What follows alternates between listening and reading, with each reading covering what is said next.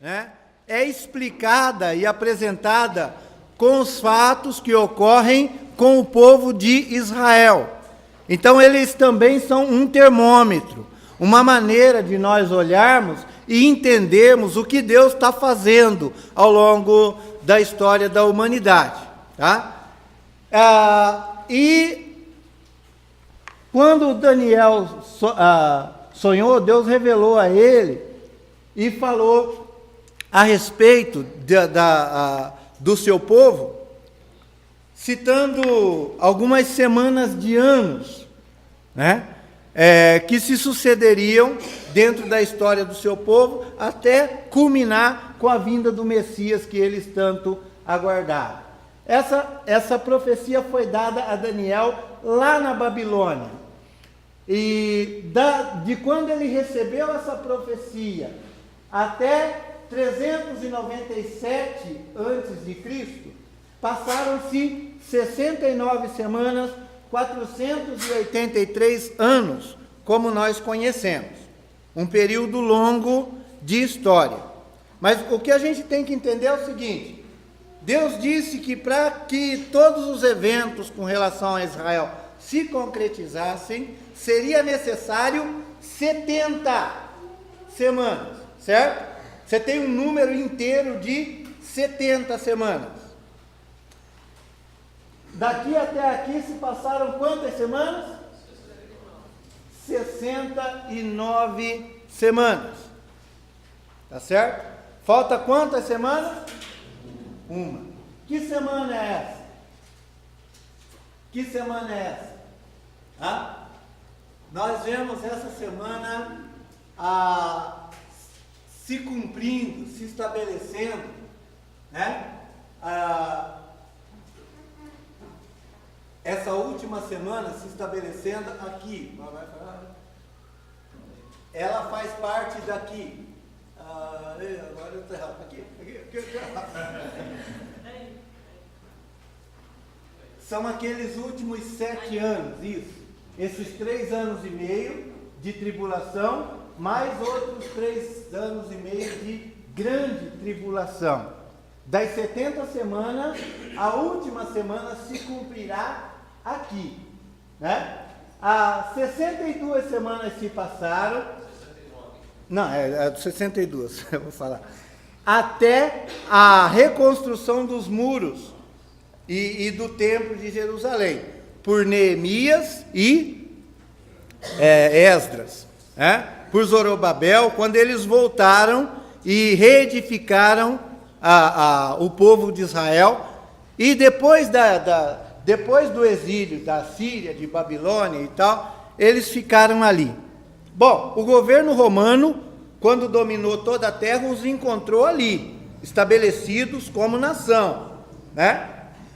Quem lembra do Senhor Jesus, enquanto ele caminhava com os discípulos, ali em Jerusalém, os discípulos olharam o templo, que era aquele templo que Zorobabel reconstruiu, né? Que Neemias reconstruiu, não, que Esdras reconstruiu, e Neemias foram os muros.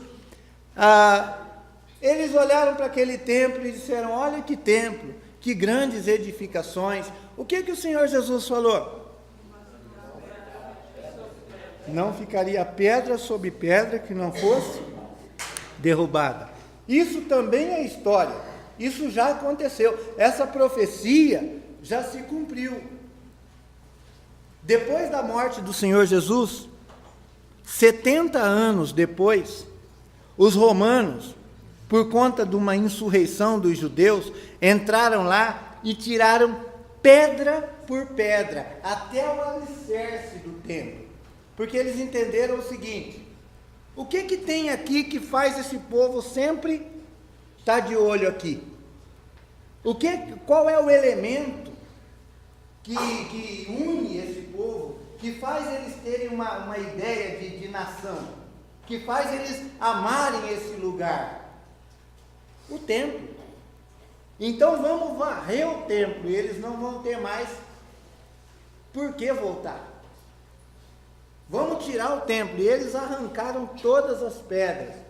Tem lá uma parte hoje chamada Muro das Lamentações, que alguns falam que é uma parede do templo, outros falam que não tem nada a ver, que aquilo lá não tem nada do templo original, mas enfim, é uma lembrança, né, do templo que eles tinham lá, porque desde essa época, 70 anos depois de Cristo, o templo foi tirado de lá e o povo de Israel foi espalhado pelas nações do mundo, e eles viveram assim até 1948.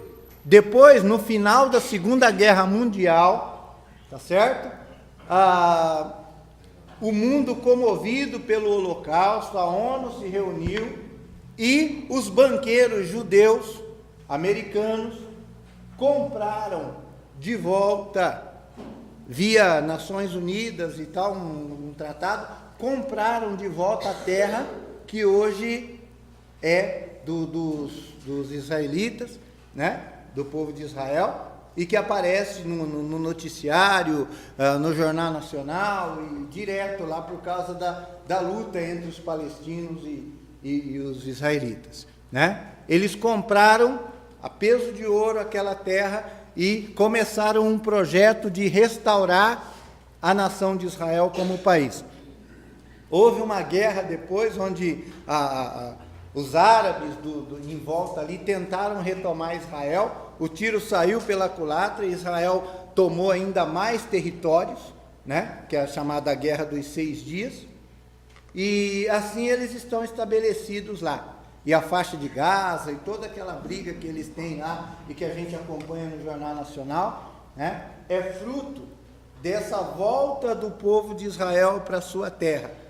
Essa volta já estava profetizada pelo Senhor, e era um dos sinais dos últimos tempos, quando a figueira começasse a florescer de novo, quando Israel retornasse para a sua terra e se estabelecesse de novo, ela que se perdeu pelo mundo inteiro, né? Voltasse para lá de novo. A partir desse momento, era um sinal de que Deus voltaria a falar com Israel como nação, e que finalmente ele concretizaria todos os seus intentos para com esse povo. Gente, ninguém está inventando nada. Abre lá o Google, olha lá na internet, vocês vão ver exatamente tudo que nós estamos tratando aqui. Isso é história. É Deus. Deus não trabalha em oculto. Ele tem prazer em revelar para nós aquilo que Ele faz. O Apocalipse não é aquela coisa, não dá a entender, eu vou ficar louco. Não. É simplesmente a manifestação do que Deus, ao longo de toda a Escritura, vem dizendo a respeito do que Ele faz e como Ele vai agir no nosso meio. E com o povo de Israel, lá no livro de Daniel, ele apresenta 70 semanas para que o seu povo seja finalmente resgatado e redimido de novo. Dessas 70 semanas, 69 já passaram, 62 até Zorobabel, depois mais uma, 67, não é isso? Ixi, eu estou agora perdido. Volta. Isso, né? 62 mais 7, 69 semanas. E a última semana é justamente aqueles 7 anos de tribulação e grande tribulação. O que vai acontecer com Israel nesse meio tempo? O que vai acontecer com Israel dentro desses 7 anos? São 7 anos só. Os israelitas estarão iludidos com o falso Messias. Abre lá em Zacarias capítulo 12, versículo 10.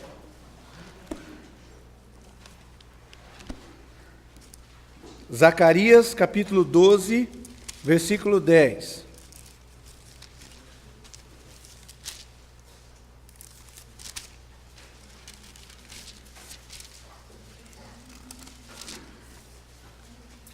Sobre a casa de Davi, sobre os habitantes de Jerusalém, derramarei o espírito da graça e de surto. Olharão para aquele a quem transpassaram, planteá-lo-ão como quem planteia um unigênito, e chorarão por ele como se chora amargamente pelo primogênito. E chorarão por ele como quem chora amargamente por um primogênito. Né?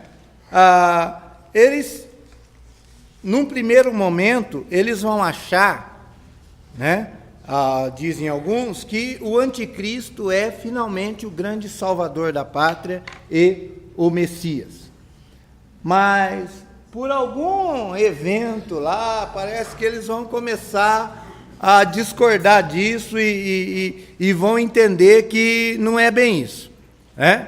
Eles vão rejeitá-lo porque ele vai querer sentar no trono e vai querer exigir obediência e reverência, e vai, como diz a minha filha menor, vai dar ruim lá. Eles não vão.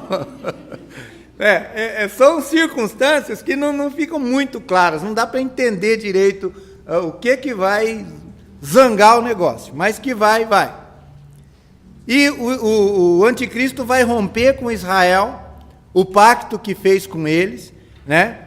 E vai declarar guerra, e vai querer exigir submissão deles à força.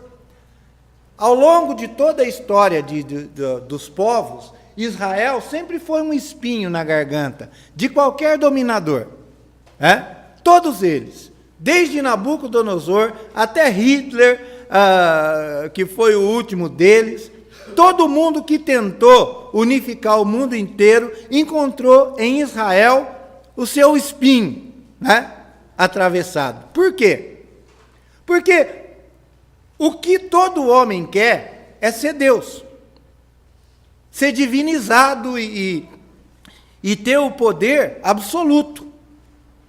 Todos os Césares, todos os grandes estadistas, é isso que eles procuram.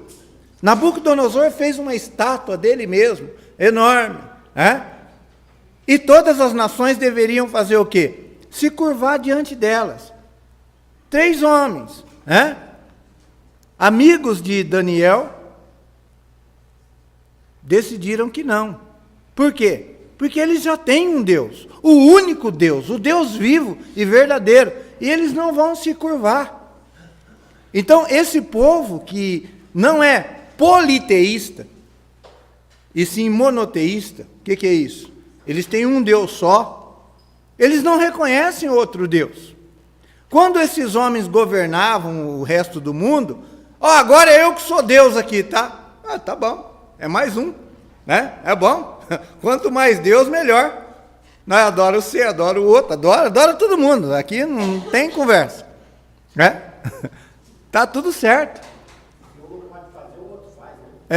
O que eu não puder, eu peço para o outro e tá tudo certo.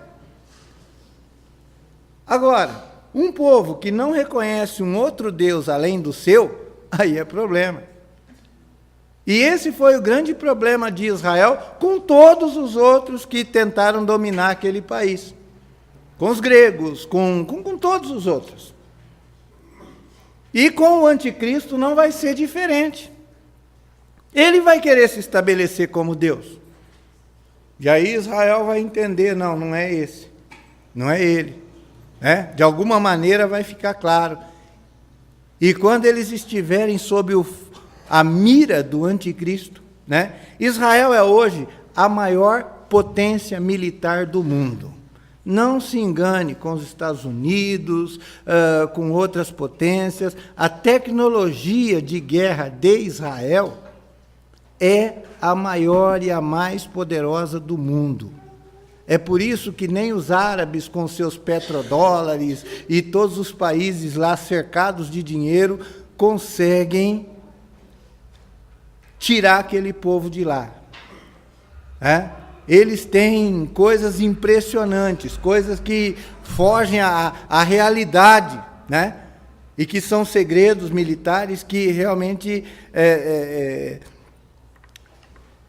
o mundo desconhece, mais que os países com as suas inteligências, né, sabem que eles têm. E eles se firmaram lá e são mesmo um espinho atravessado ali para os árabes, para os muçulmanos, para aqueles que querem varrer eles do mapa, mas eles não têm poder. Há uma versão de que os Estados Unidos é amigo de Israel e que eles estão lá só por causa dos Estados Unidos e por causa da benevolência dos Estados Unidos. Todo presidente dos Estados Unidos sonha em fazer o quê? Um acordo de paz entre Israel e os palestinos. O Donald Trump entrou dizendo, não, eu vou fazer isso. Eu vou fazer isso. E o Bush e todos os outros. É o sonho deles. É o sonho deles por quê? Porque eles sabem que quem vai fazer isso? O anticristo vai fazer isso. É o sonho deles. Finalmente conseguir ser aquele homem que vai unificar o mundo. Sob a bandeira americana, sob o poderio dos Estados Unidos, dessa grande potência mundial. Eles perseguem isso e trabalham por isso cotidianamente. Só que quem conhece realmente a história americana sabe de uma coisa. Não é os Estados Unidos que ajudam o país de Israel.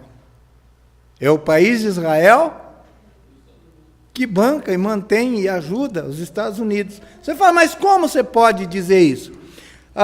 Os Estados Unidos, aqui no Brasil você tem o Banco Central, certo?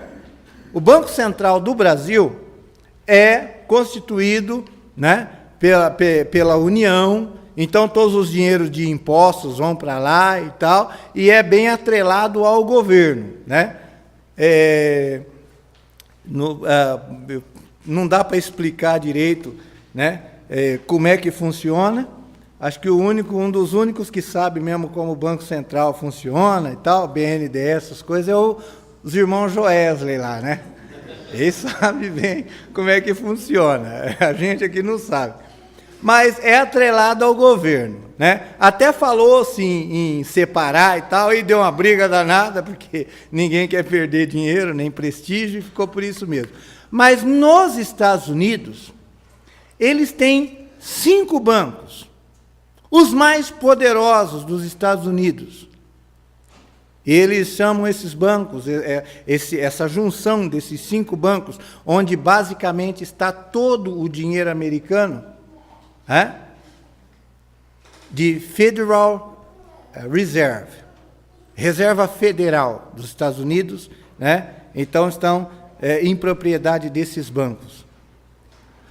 Desses 5 bancos, quantos dos donos desses bancos são judeus? Pergunto.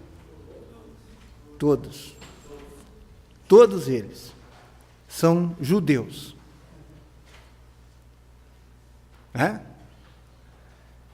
Então, quem ajuda quem? Quem é que está na mão de quem? E isso, gente, é muito fácil de explicar quando nós vemos as coisas da maneira correta nas Escrituras. Está cheio de crente aí, abrindo no Salmo 91, e falando assim, porque 1000 cairão ao meu lado, 10.000 à minha direita, eu não vou ser atingido, a minha casa está blindada, está protegida, eu pego para mim essa promessa de Deus, né? O justo não vai mendigar o pão, porque o Senhor garantiu que se eu for fiel, Ele vai me abençoar e vai cuidar de mim, e meus filhos não vão passar necessidade e tal.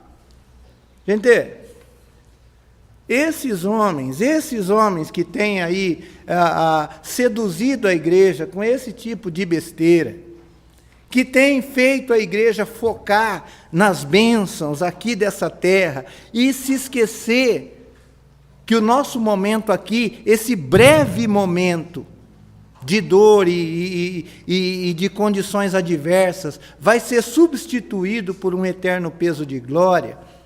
Esses homens se valem da ignorância nossa com relação à palavra. Deus trabalha com o povo de Israel de uma maneira separada do que faz com a igreja. As promessas de Deus para Israel, elas são terrenas, são aqui para essa terra, e elas são, temporais. Servem para essa terra. Se um israelita quiser ter as bênçãos que a igreja tem, ele tem que se converter ao Senhor Jesus e fazer parte da igreja do Senhor Jesus. Porque as bênçãos que Deus prometeu para Israel é que eles seriam ricos, eles seriam prósperos nessa terra aqui. Esse é o momento deles, onde as bênçãos de Deus estão valendo para eles. Dificilmente você vai encontrar um judeu pobre. Se ele serve a Deus e é fiel e faz as coisas direito, ele prospera de uma maneira que você fala, mas... Eles, parece, nasceram para isso, e dentro das promessas de Deus, nasceram mesmo. Eles se organizaram porque foram muito perseguidos e se ajudaram, constituíram, se organizaram como sociedade, e mesmo antes de retomar a posse da sua terra, lá na Alemanha, na Áustria, nos Estados Unidos, em qualquer parte do mundo, eles se organizavam, se ajudavam entre si para prosperar e crescer. As promessas de Deus para os judeus, elas são terrenas e são temporais, para serem cumpridas dentro do propósito de Deus aqui para essa terra. Mas as promessas que Deus fez para a igreja têm uma conotação diferente. Elas são celestiais. Toda sorte de bênçãos espirituais nas regiões celestes, em Cristo. Paulo fala para os irmãos, se fosses ressuscitados juntamente com Cristo, buscai as coisas lá do alto, pensai nas coisas lá do alto, onde Cristo vive, assentado à direita de Deus, e quando Cristo, que é a nossa vida, se manifestar, aí sim, seremos manifestados com Ele, em glória. Nesse momento, aqui nessa terra, quando Ele veio, Ele não tinha onde reclinar a cabeça. Foi homem de dores, que sabe o que é padecer, como um de quem os homens escondem o rosto.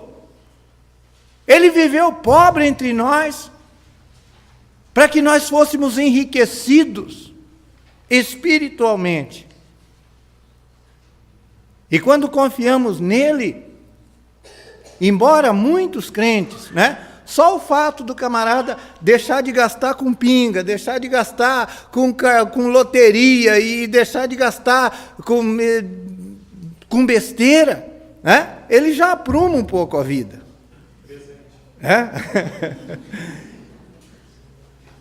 E aí ele vai percebendo que, como fruto do bom caráter, ele tem sim muitos benefícios, mas nem de longe, essas coisas representam as nossas bênçãos, no sentido do que Deus tem preparado e tem prometido para nós nas Escrituras. Porque o que Ele prometeu para nós nas Escrituras, nem olhos viram, nem ouvidos ouviram, nem jamais penetrou em coração humano. São bênçãos que excedem tudo que essa terra já pôde ver e experimentar. São celestiais, estão reservadas para nós, para possuirmos-las num corpo glorificado e transformado, capaz de sustentar todas elas e interagir com todas elas. Então, as promessas que Deus faz para a igreja são promessas espirituais, celestes, por um breve tempo, muito breve, muito passageiro, em vista da eternidade, Nós vamos enfrentar todas as condições adversas desse mundo. E elas mesmas não serão à toa, porque através dessas mesmas dificuldades, Deus está trabalhando em nós e no nosso caráter, e produzindo homens e mulheres cujo coração seja semelhante ao seu. E elas são eternas. Então, quando um crente, esquece das verdadeiras bênçãos que tem, e começa a olhar e querer ser rico nessa terra, e querer prosperidade financeira nessa terra, ele está desviando o propósito que ele tem, que Deus tem para ele como igreja, e desejando o quê? Aquilo que Deus prometeu, não para a igreja, mas para Israel. Para Israel. E se você consegue analisar as Escrituras e fazer uma diferenciação clara entre as promessas que Deus tem para Israel e as promessas que Deus tem para a igreja, você não vai ser confundido.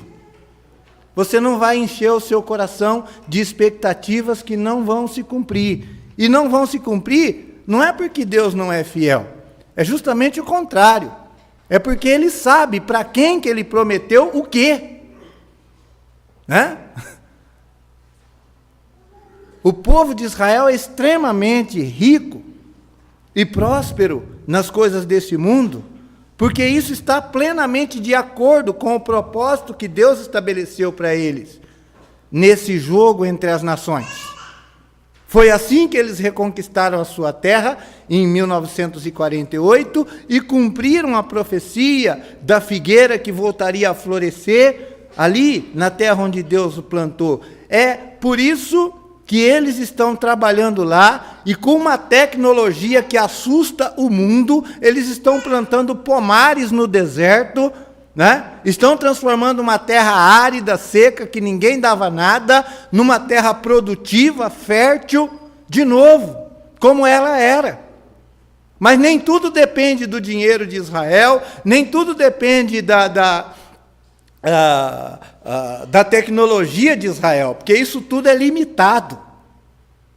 Sem que ninguém consiga entender as águas do Mar Morto, mais insalubres e mais salgadas do mundo, onde Deus tacou fogo lá em Sodoma e Gomorra, aquilo não nasceu mais nada lá, estão se formando, sem explicação até agora, de biólogos, tem um monte de gente indo para lá, está tudo cercado com fitas, e eles estão estudando lá para entender que fenômeno é esse, de onde vem essa água, o que está acontecendo, mas o que acontece é que lagoas enormes de água cristalina, de água não só potável, mas mineral, está brotando naquela região.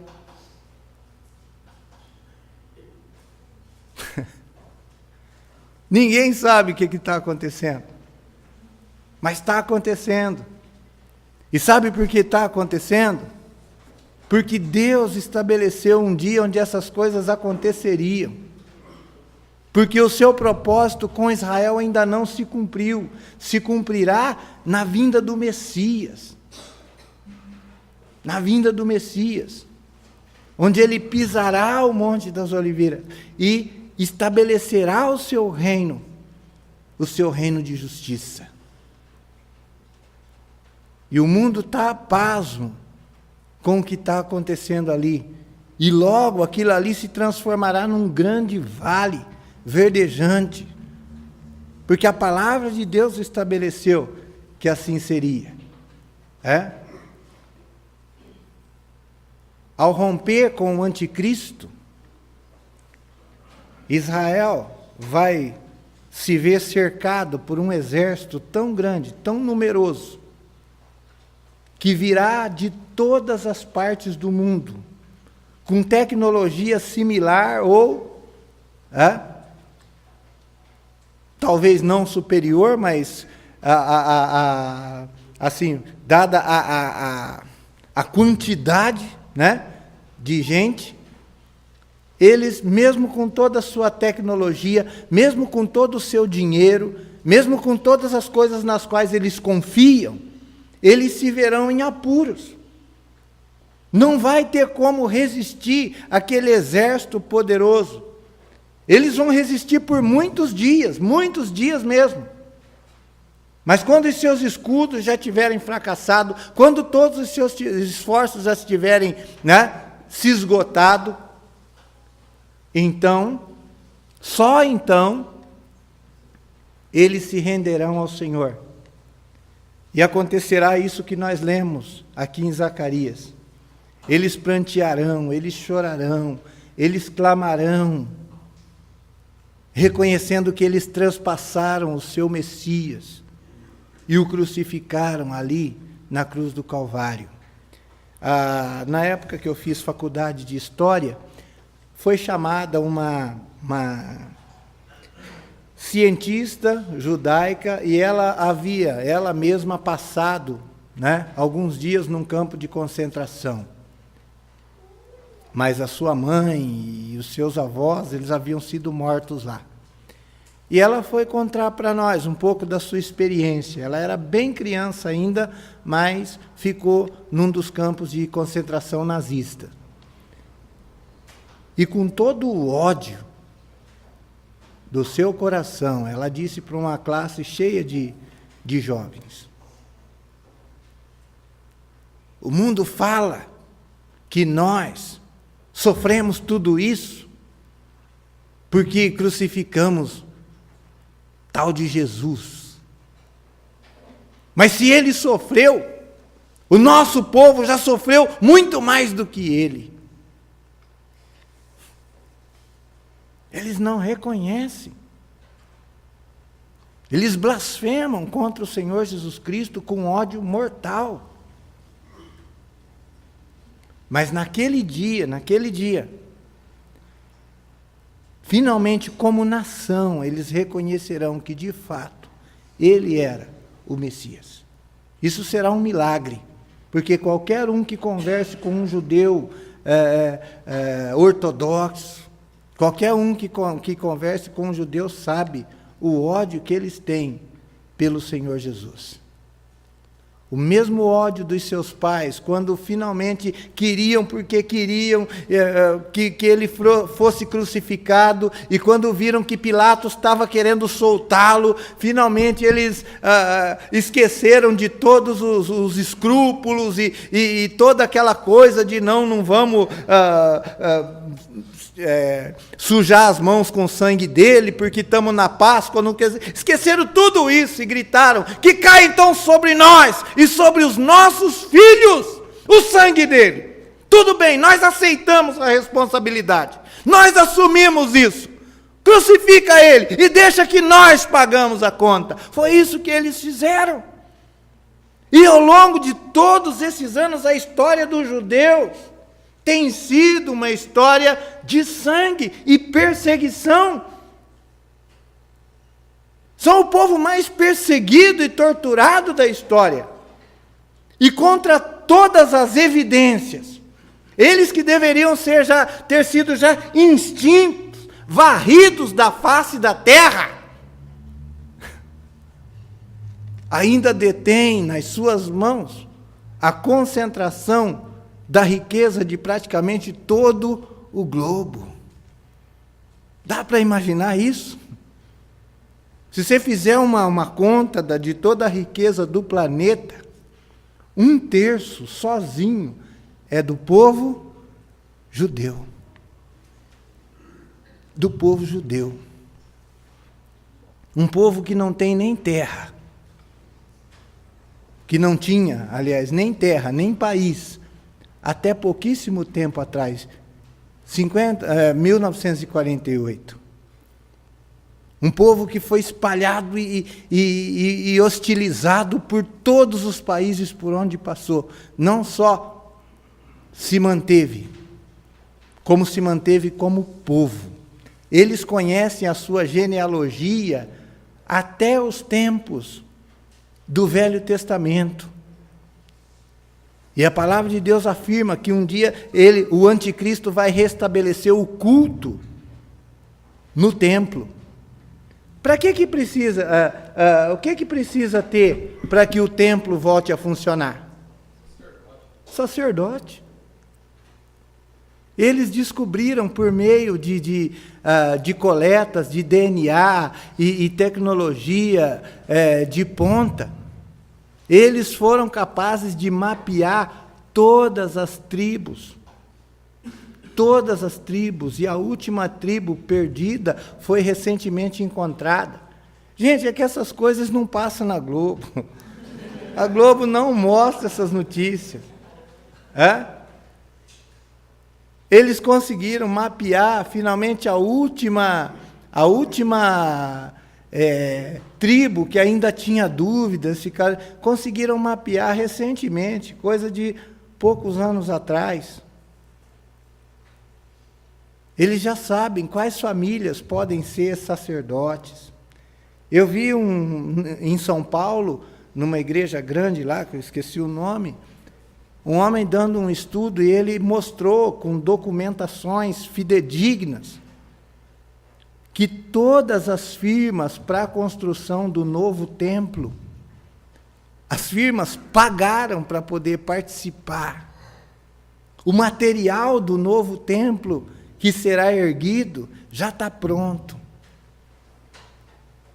Eles já se articularam e eles têm tudo pronto. E dada a ordem, e finalmente quando houver condições políticas, o templo pode ser erguido. Porque já os contratos já estão firmados, as firmas de judeus,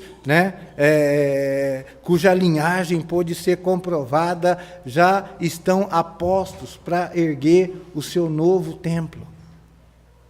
E basta essa questão com os palestinos ser resolvida, e eles saberem que, e eles conseguirem construir no lugar exato, e tudo terá o seu início.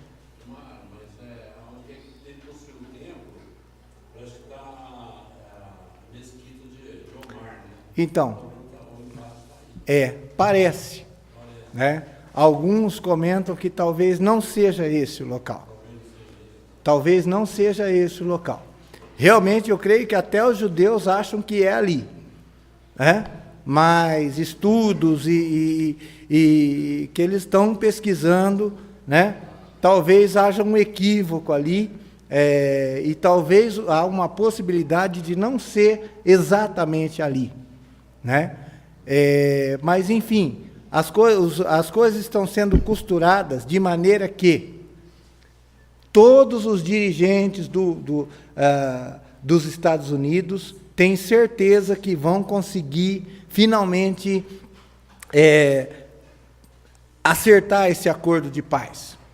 O Yasser Arafat, mais o presidente, na época dos israelitas, que faleceu agora recentemente, quando eles apertaram a mão, saiu nas manchetes de todo o globo, de todos os jornais do mundo. Finalmente, a paz!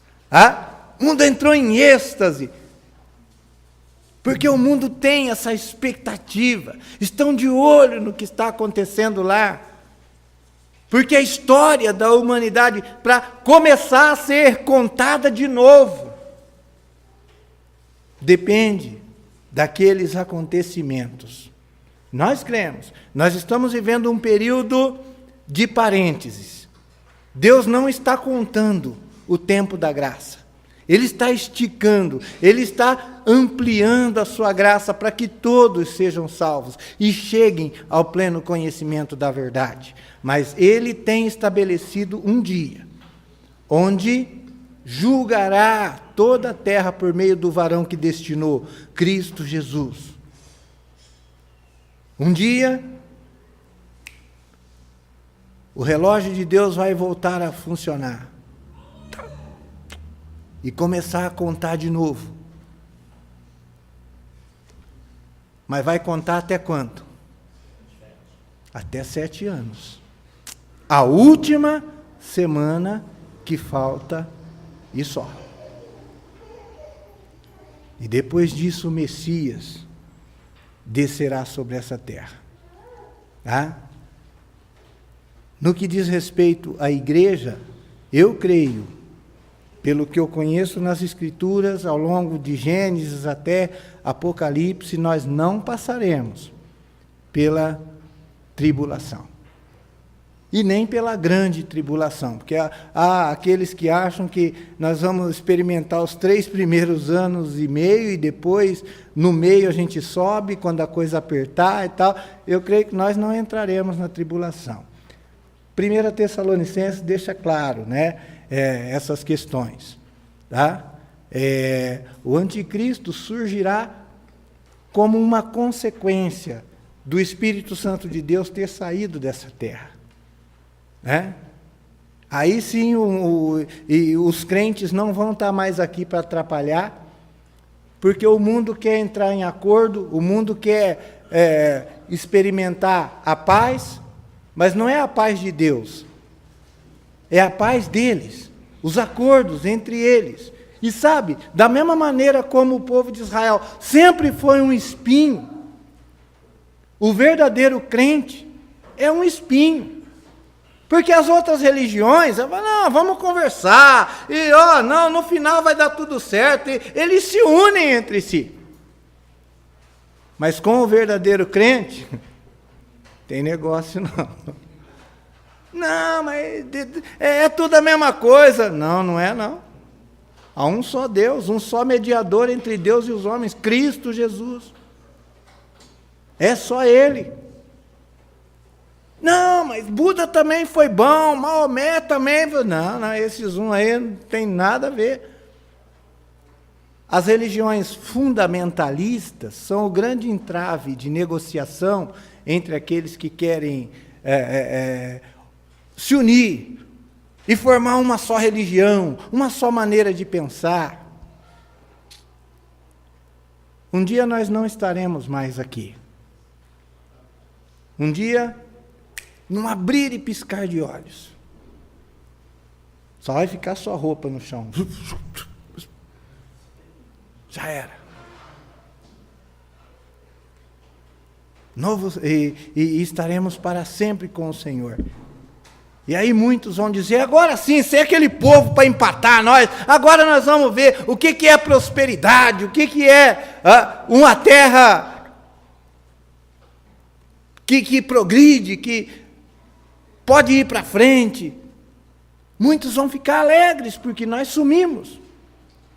E deixamos de empatar o seu progresso e as coisas vão poder caminhar de acordo com o que eles querem. Mas eles vão descobrir o que a Bíblia diz quando fala a respeito de Deus, que nele tudo subsiste. Uma terra sem Deus se esfarela. Quando a Bíblia diz a respeito de Cristo que nele tudo subsiste, ela está dizendo isso. Ele é o que mantém as coisas. A presença dele é o que faz todas as coisas funcionarem. E quando o Espírito Santo de Deus levar a sua igreja daqui, o firmamento começará a descer, meteoros começarão a cair, uma terça parte dos animais, dos homens morrerá. Essa terra finalmente vai experimentar o que é viver longe de Deus. O que é viver longe de Deus?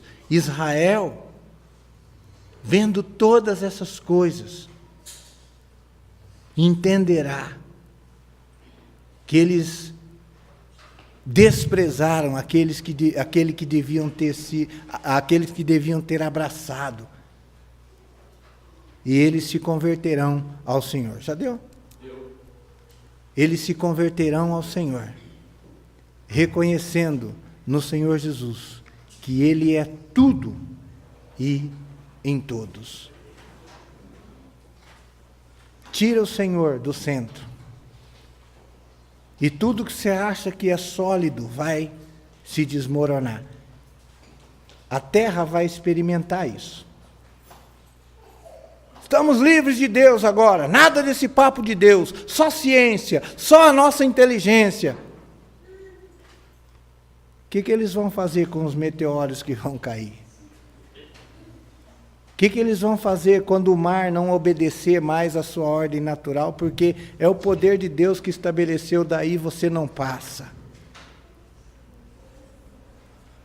Que tecnologia vai ser capaz de sustentar o mundo, uma vez que Deus o abandonou à própria sorte?